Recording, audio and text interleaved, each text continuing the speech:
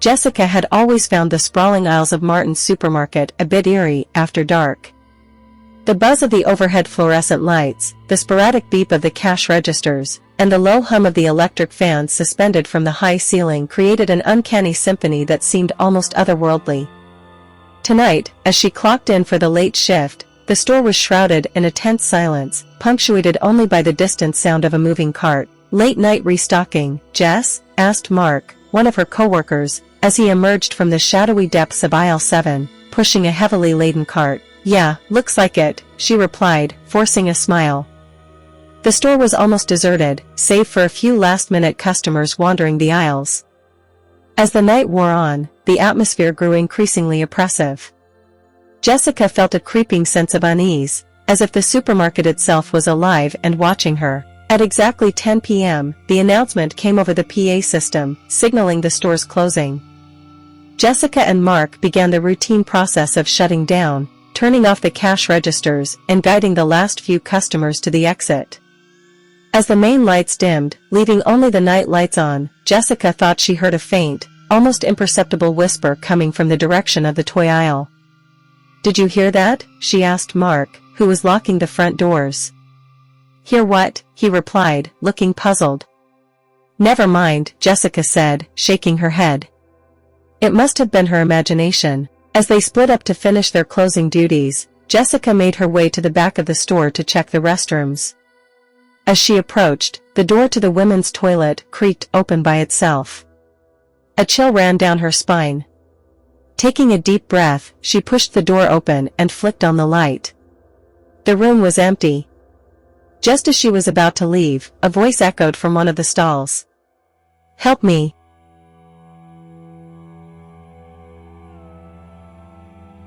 Jessica froze, her heart racing. "Who's there?" she called out, but there was no response. The silence that followed was suffocating. She hesitated for a moment before checking each stall. They were all empty. Confused and frightened, she hurried back to find Mark. Mark was nowhere to be seen. The store was silent, save for the low hum of the electric fans. Jessica's unease grew as she made her way to the front of the store, calling out for Mark. There was no reply. The toy aisle loomed ahead, bathed in the dim glow of the night lights. As she passed, she could swear she heard the faint sound of laughter, like that of a child's toy. But when she turned to look, everything was still. Suddenly, the electric fans whirred to life, sending papers flying and chilling Jessica to the bone. She wrapped her arms around herself, scanning the dark, empty aisles. The moving cart she had seen earlier was now inexplicably at the other end of the store. As she approached it, a cold breeze swept through the supermarket, and the cart began to move on its own, slowly at first, then gaining speed as it crashed into a display stand. Jessica ran towards the customer service desk, hoping to find Mark or any sign of another person. Instead, she found a note in Mark's handwriting, "Meet me in the storage room. M."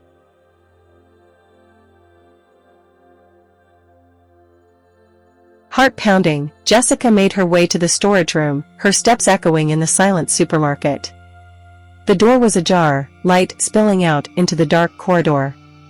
She pushed it open and stepped inside, only to find the room empty. "Mark," she called out tentatively. "Over here," a voice replied from the shadows. Jessica turned to see Mark standing by an old, unused section of the storage room. He was pale, his eyes wide with fear. "What's going on, Mark?" "I heard voices, and the cart, and the toys." "What's happening?" Mark took a deep breath. "It started a few weeks ago. Strange things happening after closing. Voices, things moving on their own. I didn't believe it until I saw it myself." "But why? What's causing it?" "I found this," Mark said, handing her an old, faded photograph. It showed a group of people standing in front of the supermarket, dated back to the 1960s. This place used to be something else, before it was a supermarket. A factory. There was an accident. Several workers, they didn't make it. Jessica stared at the photo, a chill running down her spine. "So, you're saying the store is haunted?" "I think so. And it's getting worse." We need to find out what they want. Together, they began to investigate, staying late into the night, recording noises, and trying to communicate with the spirits. What they discovered was a tale of tragedy and unresolved grievances from the past. The voices in the dark were those of the workers, trapped in a loop of their last moments, reaching out for closure. Jessica and Mark sought the help of a local medium, who conducted a ceremony to help the spirits find peace. It was a long and eerie night, filled with whispers and shadows. But as dawn broke, the supermarket was silent. The oppressive atmosphere had lifted, leaving only the normal, mundane quiet of an empty store. From that night on, the mysterious occurrences ceased. Jessica and Mark never forgot their encounter with the unseen inhabitants of Martin's supermarket. The experience bonded them in a way that few could understand, sharing a secret that was both terrifying and profound. The supermarket continued to operate, its shelves stocked, its lights bright. But Jessica and Mark knew that beneath the ordinary facade lay a history marked by tragedy and a mystery that they had helped to solve.